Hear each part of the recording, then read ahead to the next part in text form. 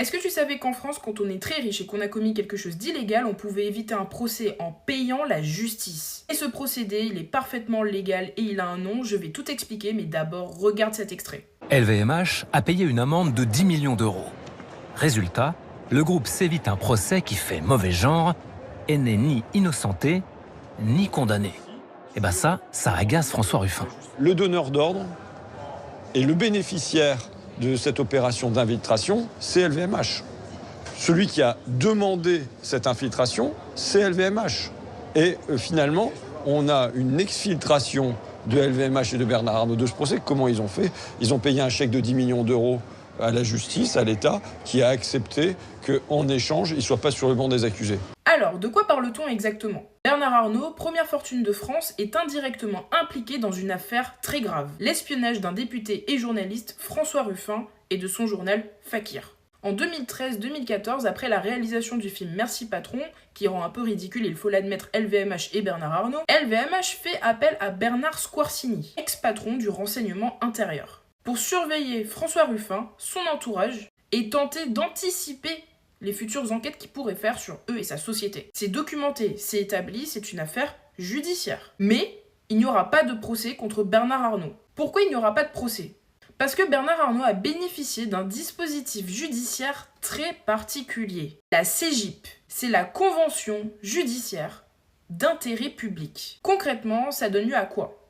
Pas de jugement, pas de condamnation, pas de reconnaissance de culpabilité et pas de débat contradictoire. En échange, une somme est versée, dans ce cas, 10 millions d'euros. C'est légal, mais ce n'est pas de la justice au sens classique du terme. C'est quoi une CJIP? La CJIP, elle a été créée en fait pour désengorger les tribunaux, accélérer certaines procédures économiques, éviter des procès longs et complexes. Sur le papier, c'est censé surtout concerner les entreprises. Dans les faits, seuls les très riches peuvent se l'offrir. Un citoyen normal, il passe devant le juge.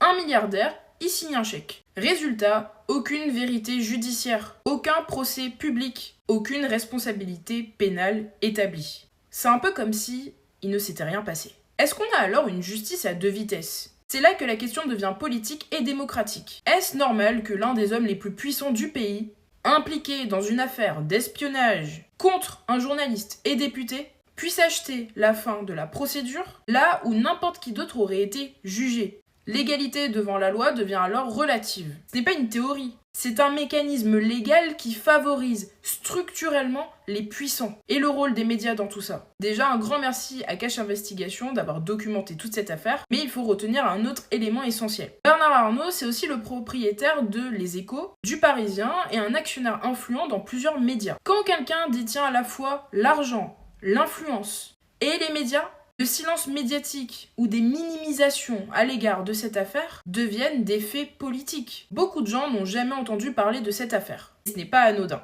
Cette histoire ne dit pas juste quelque chose sur Bernard Arnault, elle dit quelque chose sur notre société. Une société où la loi est la même sur le papier, mais pas dans les faits. Où la justice peut être négociée, où l'absence de procès remplace la vérité.